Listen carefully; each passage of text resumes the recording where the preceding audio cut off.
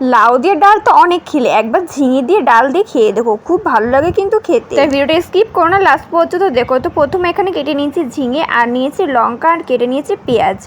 এরপর আমি কড়াই শুকনো খোলায় কিছুটা মুগ ডাল নেড়ে চেড়ে ভেজে নেব। তোমরা কিন্তু এটা মসুর ডাল দিয়েও করতে পারো, তবে আজকে আমি মুগ ডাল দিয়ে করেছি। তোমরা অনেকে মসুর ডালের মধ্যে পেঁয়াজ খাও, আমিও খাই, তবে আজকে মুগ ডালের মধ্যে পেঁয়াজ দিয়ে রান্না করব। ডালটা কিন্তু প্রথমে শুকনো খোলায় ভালো করে ভেজে নিতে হবে, তাহলে কিন্তু খেতে বেশি সুন্দর লাগবে। তোমার বাড়িতে ট্রাই করে আসো, তোমাদের কাছে খুব ভালো লাগবে। আমি শুকনো খোলায় বেশ কিছুক্ষণ ধরে ডালটা ভেজে নিয়েছি। এরপর আমি ডালটা প্রেসার কুকারে দিয়ে দিলাম, আর তার মধ্যে দিলাম বেশ খানিকটা পরিমাণে জল, আর তার মধ্যে দিলাম সামান্য পরিমাণে লবণ আর কিছুটা পরিমাণে তেল।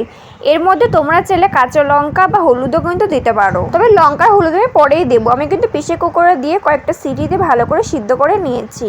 তোমরা কিন্তু চাইলে কড়াইও কিন্তু এটা সিদ্ধ করে নিতে পারো। এরপর কড়াই দিলাম বেশ খানিকটা পরিমাণে তেল, তারপর তার মধ্যে আমি দিলাম ঝিঙেগুলো, তোমরা এটা অনেকে ধন্দল বলেও চেনো। এরপর আমি ভালো করে ভেজে নিলাম। ডালের মধ্যে যদি আলু দিয়ে যায় তাহলে কিন্তু খুব সুন্দর খেতে লাগে, তবে আমি যেহেতু আজকে ঝিঙে দিয়ে করছি তাই কিন্তু আমি ডাল দিলাম না। আমি ঝিঙেটা বেশ কিছুক্ষণ ধরে ভেজে আমি সেটা তুলে নিলাম।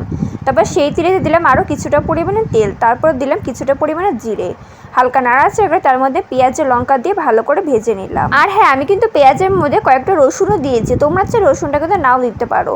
আমি একটু পেঁয়াজটা ভালো করে বাদামি কালার করে ভেজে নিয়েছি। তারপর এর মধ্যে আমি দিলাম ডাল আর ঝিঙেটা, সিদ্ধ করে রাখা ডাল আর ঝিঙেতে ভালো করে নাড়াচাড়া করে দিলাম। আর এর মধ্যে আমি কিছুটা পরিমাণে হলুদ দিয়েছিলাম, সেটা দেখাতে একদমই ভুলে গেছি।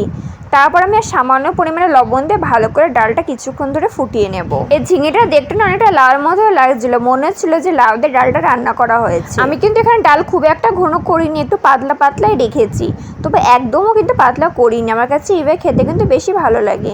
আমি ভালো করে নাড়িয়েছে ডালটা কিছুক্ষণের জন্য ফুটিয়ে নেব। আমি চেক করেও দেখছিলাম যে লবণ ঠিকঠাক আছে। আমি যেহেতু এর মধ্যে কাঁচা লঙ্কা দিয়েছি, তাই কাঁচা লঙ্কা দুটো মাঝে তুলে আমি ডলে সেটাও দিয়েছিলাম, না হয়তো ডাল একদমই ঝাল হতো না। তারপর লবণও চেখে দেখলাম যে একটু লবণ লাগবে, তাই সামান্য পরিমাণে লবণ দিলাম, আর সব শেষে দিলাম কিছুটা পরিমাণে ঘি।